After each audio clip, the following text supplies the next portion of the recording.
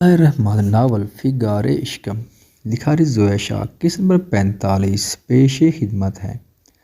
अगर आपने अभी तक चैनल को सब्सक्राइब नहीं किया तो इसको सब्सक्राइब कर लें ताकि आने वाली वीडियोस की अपडेट्स सबसे पहले आप तक पहुंच सके।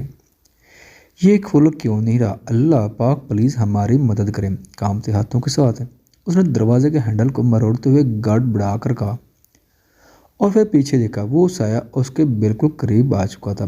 शीरी बचाओ, वो बुझी बुझी आवाज़ में खुद को समेटती हुई दरवाजे से लगती बोली थी जब उसने उसकी कलाई पकड़ते हुए उसी अपने जानब खींचा था। इससे पहले वो चीखती, वो उसके लबों पर अपनी मजबूत हथेली रखते हुए उसकी चीख का गला घोंट चुका था।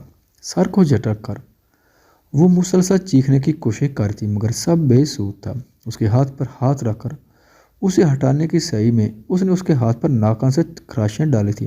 अचानक एक क्या उसके जहन में आया, अगर वो भूत था तो वो छू कैसे रही थी? कौन? हल्क तर करते हुए उसने डर कर पूछा। आपका शुवर। उसके कान में सरगोशी करते हुए उसने उसके कंधे पर ठोड़ी रखी थी। ये अल्फाज उसके सर पर बम गिराने के लिए काफ़ी थे। शाह क्यों छोड़कर गए मुझे? अचानक ही सख्ती से उसके कंधे को थामते हुए उसका चेहरा हाथों में लेते हुए उसने जुनूनी लहजे में कहा। अशी खौफ से उछली थी। उसने खुश्क लबों पर जबान फिरी। उसके पास अब कोई जवाब नहीं था। जानती हो कितना तड़पा मैं तुम्हारे लिए। तुम लड़कियां खुद को बहुत हसास समझती हो, छोटी छोटी बात पर रोकर दिल हल्का कर लेती हो। हम क्या करें बोलो? उसके कंधे में उंगलियां पैवास करते हुए वो बुझी आवाज़ में गुर्र रहा। आशिक ने डर कर आंखें मीची। पूरी पूरी रात मैं बाहर भटकता रहा कि शहीद कहीं पर मिल जाओ। ये एक हफ्ता कैसे गुजरा जानती हो तुम? तुम्हें एहसास है मेरा? बोलो, जवाब दो मुझे। अशीक, मुझे जवाब चाहिए। उसके कंधों को सख्त से झंझोड़ कर वो करख्त लहजे में बोला। अशीक का दिल तेज से धड़का। उसने डरते हुए उसकी शर्ट को मुट्ठी में भींच कर उसी के सीने में ही मुंह छुपाया था और रोती चली गई। उसने संजीदगी से उसे कंधों से पकड़ते हुए अपने सीने से अलग किया था। एक बार भी मेरी बात जानने की कोशिश की। वो शख्स कातिल था, न जाने कितने ही मासूम लोगों को मौत के घाट उतारने वाला खूनी था जिसकी सजा मैंने उसे दी। ऐसे लोगों को जीने का कोई हक नहीं जिनके दिल में इंसानों के लिए यही एहसास नहीं। उसके बालों में उंगलियां उलझाए उसको जरा करीब करते हुए वो संजीदगी से बोला। उसे इशारा दिलाना चाहता था जो वो उसके साथ कर चुकी थी। और कोई खूनी नहीं, मैं अपने मुल्क के लिए कर रहा था ये सब। उन लोगों को उनके अंजाम तक पहुंचाना मेरा फ़र्ज था और रहेगा, और मुझे ज़रूरत पड़ी तो मैं वो दोबारा करूँगा। मैं ऐसी हज़ार मोहब्बतें अपने वतन पर निछावर कर सकता हूँ। मेरी तो जान तक कुर्बान है मेरे मुल्क पर। अगर अब भी तुम्हें लगता है मैं गलत हूँ, मैं यहाँ से चला जाऊँगा क्योंकि मैं थक चुका हूँ। तुम्हें इस दिल में जगह देकर बहुत बड़ी गलती कर दी मैंने। काश तुम मुझे ना मिली होती, काश तुमसे मोहब्बत ना हुई होती, काश मैं इतना बेबस ना होता, काश मैं इश्क में यूं दर बदर तुम्हें ढूंढने हुए ना भटका होता। उसे सख्ती से छोड़ते हुए वो पीछे हटकर अपने बालों को मुट्ठी में जकड़ते हुए कुर्राया। अशीक हिचकियों के बीच रो रही थी। उसका चेहरा आंसू से भीग चुका था। मुझे मार देती मगर खुद की जान लेने की कोशिश की तुमने। क्यों सोच लिया तुमने मैं तुम्हारे बगैर जी लूँगा? मैं कुछ भी नहीं हूँ, मैं बेबस हूँ। मुझे इसी वक्त मार देती ना, फिर भी मुझे तुमसे शिकायत ना होती। तुमने मेरी मोहब्बत को मुझसे छीनने की कोशिश की। अशीक ने हाथ को गाल पर रगड़कर आंसू साफ करते हुए उसकी जानिब एक कदम बढ़ाया मगर वो उससे दो कदम पीछे हट चुका था। उसने पिस्टल निकाला था। अशीक ने खौफजदा नजरों से उसे देखा था। वो डर गई थी, शायद वो उसे खुद पर गाली चलाने की सजा देना चाहता है, मगर उसने पिस्टल अपने सीने के मकाम पर रखा था। अशीक की टांगें लाड़ खड़ाई थी। नफरत करती हूँ ना मुझसे, मैं खुद को ही ख़त्म कर देता हूँ। ट्रैगर पर उंगली रखते हुए उसने सपाट लहजे में कहा और गोली चलाई थी। अशीक कानों पर हाथ रखते हुए चीख कर उठी। उसका पूरा वजूद पसीने में शराबूर था। दुपट्टे के पल्लू से अपने पसीने से तर चेहरा साफ किया था। दिल शिद्दत से धड़क रहा था। जल्दी से कमरे की लाइट ऑन की। कमरे में ब्लॉक का सन्नाटा था। वो जल्दी से शूज़ पैरों में डालकर उठी और कमरे का दरवाज़ा खोलते हुए बाहर निकल गई थी। उसका रुख उसके कमरे की तरफ था। मम्मा चले डैड के पास और उनसे कहें शाहवीर और हमारा निकाह करवाए। कसा बेगम ने हैरत से उसे देखा जो अचानक ही कमरे में बोतल के जिन की तरह हाजिर हुई थी। तुम्हारा दिमाग तो ठीक है? वक्त देखा तुमने क्या हो रहा है? कसा बेगम ने उसका दिमाग ठिकाने लगाना चाह, मैं अपनी जान लगूँ। वो कहीं से चाकू भी उठा लेती। उसने कलाई पर रखकर चीख कर कहा था। कसाब बेगम ने जल्दी से बेड से उतरते हुए वो कमरे का दरवाज़ा बंद किया और उससे चाकू छीनने लगी, मगर वो पीछे हट गए। अभी जाए बाबा के पास और उनसे कहें मारिया और शाविर का निकाह करवाएं इसी हफ्ते, नजम और निशाल के साथ। वो कलाई पर चाकू का दबाव डालकर चीख कर बोली। उसकी कलाई से खून की 2 बूंदें फर्श पर गिरी थी। अपनी माँ को किस बात की सजा दे रही हो? पागल हो गई हो तुम? दिमाग खराब है तुम्हारा? बताओ हुआ क्या? कसाब बेगम ने बराई हुई आवाज़ में कहा। वो चाकू नीचे फेंककर कसाब बेगम के गले में बाजू हमैल करके रोने लगी और सब बताने लगी। वो उसे लाइक करता है, इसलिए उसके लिए मेरे साथ ऐसा रवैया इख्तियार किया। आप प्लीज़ डैड से बात करें, इससे पहले बहुत देर हो जाए। वीर मेरा है, मैं उसे इस मनहूस का नहीं होने दूंगी। वो धीरे धीरे हमसे सब छीन रही है। पहले बाबा को छीना, अब वीर को छीन रही है। मम्मा, मैं वीर को बहुत प्यार करती हूँ। आप प्लीज़ डैड से बात करें। आप करेंगी ना? वो जुनूनी अंदाज में रोते हुए बोली। कसाब बेगम ने उसके चेहरे पर बिखरे बाल समेटते हुए हाँ में सर हिलाया था और उसका सर अपने कंधे पर टिकाया था। वो उसके बरती रह गई थी। उसने दस्तक सुनकर सोफे से शर्ट उठाकर पहनते हुए दरवाज़ा खोला था। वो अचानक से उसके सीने से लगी थी, बगैर किसी की परवाह किए। वो कुछ सेकंड संजीदगी से अपनी जगह खड़ा, फिर उसे नरमी से खुद से थोड़ा दूर किया। क्या कर रही हो आप यहाँ? बेहद संजीदगी से पूछा। लहजे में ना गुस्सा था ना ही नाराजगी। हमें आपसे बात, आप जाएं यहाँ से। उसे कमरे से बाहर निकालते हुए उसने सपाट लहजे में कहा। अशीक की आंख से एक आंसू टूट कर उसके गाल पर बहा। उसने बेबस नजरों से उसे देखा था। आप माफ़ नहीं करना चाहते हमें शीरी, आप यहाँ से चली जाएं। हम नहीं जाएंगे, वो दरवाज़ा बंद करते हुए संजीदगी से बोला। जब अशीक ने दरवाजे पर हाथ रखकर उसकी बात काटी थी, उसका हाथ हटाते उसने फौरन दरवाज़ा बंद किया था। अशीक का दिल करची करची हुआ। वो बेजान सी और एक कदम पीछे लिए, फिर दूसरा और फिर तीसरा। उसके दरवाजे को देखती हुई वो पीछे हो रही थी और आंसू उसकी आंखों से बेताशा बह रहे थे। हाथ की पोछ से आंसू साफ करते हुए वो अपने कमरे की तरफ बढ़ी थी, दिल पर बेहद बोझ के साथ। कैसे उसने उसकी एक बात भी नहीं सुनी थी और उसे रूम से बाहर निकाल दिया था। दरवाजे पर दस्तक सुनकर वो लैपटॉप बंद कर उठा था। डैड आया ना प्लीज़। कमरे का दरवाज़ा खोलते हुए एक मुबहिम मुस्कुराहट के साथ उसने सुहेल साहब को अंदर आने की दावत दी थी। वो लैपटॉप पर कैमरा सिस्टम से उन्हें यहाँ आते हुए देख चुका था, शायद इसलिए अशीक को वापस भेजा था। मगर वो बेचारी तो 100 आंसू बहाकर अब ब्लैंकेट में मुँह छुपाए रोने का शुगल फरमा रही थी। नहीं शाह, बस देखने आया था, सब ठीक है। तुम जानते हो पिछले दिनों में जो कुछ हुआ है उसके बाद फिक्र लगी रहती है। डोंट वरी डैड, सब ठीक है। उनका हाथ थामकर मुस्कुराते हुए तसल्ली दी थी। सुहेल साहब ने उसे गले लगाया था। वो अब तक उसे ठीक से नहीं मिल पाए थे और दिल था जो बार बार उसकी तरफ खींचा चला आता। क्यों ना उसका बचपन देख पाए थे, ना ही उसे बाप का प्यार दे पाए थे, ना ही बचपन में उस पर बाप का साया रहा था। इसलिए वो खुद को इस चीज़ का जिम्मेदार समझकर बेसख्ता रो दिए थे। डैड रिलैक्स, सब ठीक हो जाएगा। हाउ आर टुगेदर नाउ, सब ठीक हो जाएगा। उनके हाथ पर बोसा देते हुए उसने सपाट लहजे में कहा। सुहेल साहब ने सर को धीरे से हाँ में जुम्बिश देकर उसके कंधे पर हाथ रखा और फिर उसे सोने का कहकर अपने कमरे की जानिब बढ़ गए थे।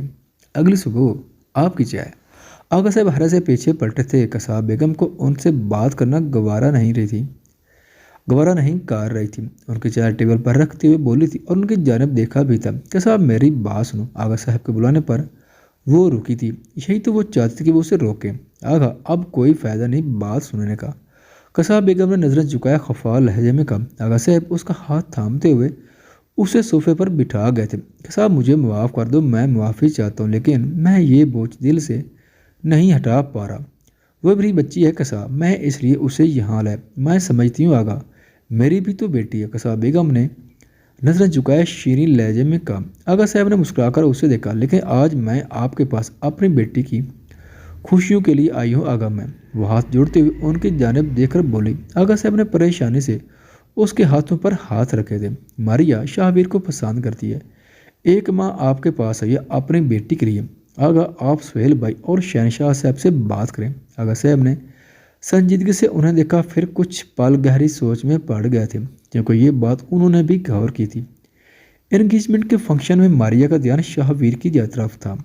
ठीक है साहब, मैं बात करता हूँ, आप वादा करें अपनी बेटी की खुशियों के लिए आप ये करेंगे? आगा साहब का हाथ पकड़ती हुई वो जल्दी से बोली। आगा साहब संजीदा हुए थे, मगर कसाब बेगम की आंखों में आंसू देखकर उनका दिल पिघला था और उन्होंने हाँ में सर हिलाकर उसका हाथ थामा था। कसाब बेगम के चेहरे पर एक फातियाना मुस्कुराहट फैली थी। तुम्हें क्या हुआ लड़की, बड़ी उदास रहती हो आजकल? अलीजा ने सैंडविच का बाइट लेते हुए कहा। सब नाश्ता करके जा चुके थे।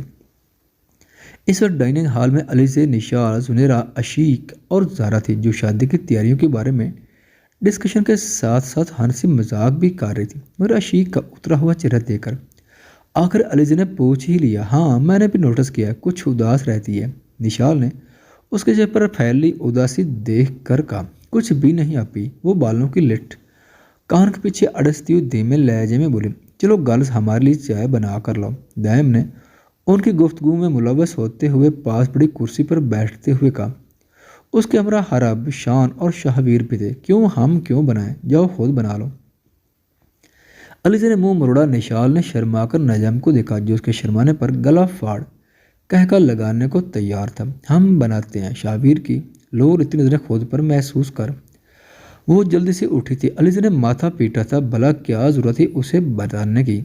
चलो मैं हेल्प कर देती हूँ, जुनेरा ने उठते हुए कहा, जबकि ज़ारा ने उसे बैठने का इशारा किया और खुद अशीक के साथ चलेगी।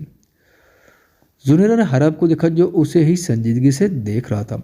भाई क्या चल रहा है, इतनी ही याद आ रही है तो उसके साथ बैठ जाना। अलीजा ने हरब को छेड़ा, जो लाल होता हुआ चेहरे का रुख फेर गया था।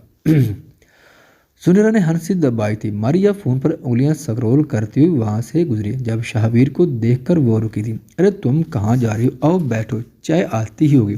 अलीजा ने उसका मजाक उड़ाया, मगर वो तो जैसे इन्वेस्टिगेशन के चक्कर में थी। मुस्कुराते हुए वो शाहवीर के सामने पड़े सोफे पर टांग रखकर बैठी थी। शाहवीर ने सपाट नज़रों से उसकी ड्रेसिंग का जायजा लिया और फौरन नज़रें फेर ली। तंग ब्लैक टाइट पर शॉर्ट ब्लैक शर्ट और उस पर शॉर्ट ब्लैक लेदर जैकेट, बालों को टेल पोने की। डार्क मेकअप में वो बेहद ओवर लग रही थी। अच्छा, तो चाय कौन बना रहा है? मारिया ने फ़ोन पॉकेट में डालते हुए पूछा। अशीक और ज़ारा। अलीजा की बात पर वो मुस्कुराई और खड़ी। मैं लेकर आती हूँ। इतना कहकर वो जल्दी से किचन की जानिब बढ़ी थी। ज़ारा, आपको मम्मा ने बुलाया। किचन में दाखिल होती हुई वो जल्दी से बोली। ज़ारा ने सर हाँ में हिलाया और किचन से बाहर चली गई। क्योंकि शादी का घर था, उसे आफरीन बेगम और कसाब बेगम बुलाती रहती थी, किसी न किसी काम की घर से। अशीक ने बेतअसर नज़र से मारिया को देखा और चाय बनाने लगी। मारिया ने शेल्फ पर पड़ा कप जानबूझकर नीचे गिरा, जो टुकड़े टुकड़े हो गया। अशीक ने डरते हुए कप को देखा। ओह यार, क्या करती हो तुम, ये मम्मा का फेवरेट सेट का कप था, जल्दी से उसे उठाओ, उन्होंने देख ली तो नाराज़ होंगी। मारिया ने मसनूई फिक्र के साथ कहा। अशीक ने उसे तीखी नज़रों से देखा और कप के टुकड़े समेटने लगी। मारिया ने जल्दी से चाय में कसीर तादाद में नमक डाला था और फिर फौरन पीछे हटी थी। तुम कर लेना, मैं जा रही हूँ, वो बेफिक्री से कहकर किचन से बाहर निकल गई। अशीक ने चाय को चूल्हे से उतारा और कप में डालेंगे, इतने में ज़ारा भी आ गई थी। उसे कसाब बेगम ने ये सोचकर रोक लिया था कि मारिया ने किसी वजह से उसे झूठ बोलकर मेरे पास भेजा होगा। अब देखो तुम्हारी कैसे इंसल्ट करवाती हूँ मैं, डियर अशीक। मारिया अपने जिगर पर टांग रखते हुए सोचकर मुस्कुराई। वो चाय के ट्रे लेकर साहब को एक एक कप देने लगी। शाहवीर की बारी पर उसका हाथ कांपा था। वो जल्दी से साहब को चाय देकर वापस अपनी जगह पर बैठी थी। इशू, क्या हुआ है तुम्हें यार? अलीजा ने धीरे से पूछा था। अभी किसी ने चाय नहीं पी थी। वो संजीदगी से कप थामे हुए उसे सपाट नज़रों से देख रहा था, जो उसकी लाहौरती नज़रों से अनकंफर्टेबल होकर उंगलियां उलझाने में मसरूफ़ थी। चाय का सेप लेते हुए उसने सपाट नज़रों से आशिक को देखा था, जो घबरा कर उसे देख रही थी। मारिया ने मुस्कुराते हुए शाहवीर को देखा, जिससे चेहरे पर बला की संजीदगी थी। अब देखो बच्चों, तुम्हारी इंसल्ट पक्की है। मारिया ने फ़ोन पर उंगलियां स्क्रॉल करते हुए दिल ही दिल में कहा, मगर वो तब चौंकी जब उसने बेफिक्री से चाय का दूसरा सेप लिया था। हरब ने दैम को फ़ोन पर कुछ दिखाया था और वो दोनों उठकर चले गए थे। शायान ने बेनियत से कप उठाया था और सेप लिया। उसके कान और नाक से धुआं निकला था। ऐसी चाय पीकर वो फीका सा मुस्कुराया और कप वापस रख दिया। शाहवीर ने बमुश्किल ही निचला होंठ दबाकर हंसी रोकी थी। उसके चेहरे पर 1 मिनट में 12 बजे थे। वो ज़रा सा खांसा और फिर कप को घूरा और फिर खांसते हुए उठा। अशीक समेत बाकी सब ने उसे देखा था। जो अपने कमरे में घुसा था। ये उसे क्या हुआ? अलीज़ा ने कंधे उचकाते पूछा। निशाल उसकी इस कैफियत पर पेट पकड़कर हंसी थी, जबकि जुनेरा ने उसे सर में झांपड़ लगा था और वो चुप हुई थी। वो पूरा कप पीकर उठा था। मारी ने बेयकीनी से उसे देखा। उसकी नीली आंखों में सुर्खी थी। कितनी मुश्किल से उसने चाय पी थी, मगर वो तो उसके हाथ के जहर भी खा सकता था। ये तो चाय थी। The T was excellent. Who made it? वो फ़ोन कान से लगाते हुए जाते बातें बोला था। अशीक के गाल सुर्ख पड़े थे। अलीज़ा ने अशीक को बलश करते हुए देखकर हंसी रोकी थी, जबकि मारी ने दांत पीसे थे और शान का कप उठाकर मुस्कुराई। उसके ख्याल से चाय अशीक ने ठीक कर दी और शान किसी और वजह से उठकर गया था। यही सोचकर उसने चाय का कप बड़ा सा सेप लिया था और फिर उसने सबकी नज़रें खुद पर महसूस करके उस सिप को बामुश्किल गले से उतारा। उसे अपना हल्का जलता हुआ महसूस हुआ। उसकी आंखों से आंसू निकले। वो फ़ोन टेबल पर गिराते हुए तेजी से उठती। जुनेरा और अलीज़ा ने उसे हैरत से अपने कमरे की जानिब भागते हुए देखा, जबकि अशीक ने कप को देखा था और बढ़कर कप उठाया और उसमें सब छोटा सा सिप लिया। जब उसका हल्का जल कर रह गया, उसने घबराकर शाहवीर के खाली कप को देखा था और फिर किचन से पानी लेने के लिए भागी थी। ये हो क्या रहा यारा? निशाल ने कहका लगाया, जबकि ज़ारा ने परेशानी से आशिक को किचन की जानिब बढ़ते हुए देखा था। अच्छा चलो, मैं बताना ही भूल गई। अम्मी ने कहा था ज्वेलरी कलेक्शन दिखाने वाली असिस्टेंट आती ही होगी, हमें उसके बाद ड्रेस भी देखने हैं। जुनेर ने उन्हें याद दिलाया था। सब उठकर आफरीन बेगम के कमरे की जानिब बढ़ी थी। ये एक पुराना ट्रेन स्टेशन था जहाँ पर एक रेलगाड़ी आकर रुकी थी। आबादी आसपास नाक के बराबर थी। ट्रेन से कुछ लोग लकड़ियों की पेटियां निकालने में मसरूफ थे, जब किसी एक शख्स से एक पेटी नीचे गिरी थी, जिसमें से 2 ऑटो गन्स बाहर गिरी थी। बेवकूफ़, ठीक से नहीं कर सकते तुम? ट्रेन से निकलते दूसरे शख्स ने उसे धक्का देकर घुर्रा कर कहा, जिस पर वो माफ़ी मांगते हुए दोबारा पेटियां उठाने में मसरूफ हुआ था। इन पेटियों को एक ट्रक के जरिए न जाने कहाँ ले जाया जा रहा था। वो पानी के गिलास पकड़े जल्दी से उसके कमरे की तरफ बढ़ रही थी। उसका दिल तेज से धड़क रहा था। क्या जरूरत थी उसे पीने की? शाहवीर, क्यों किया आपने ऐसा? वो धीमे लहजे में कहती हुई जल्दी से उसके दरवाजे पर नाक करते हुए बोली थी।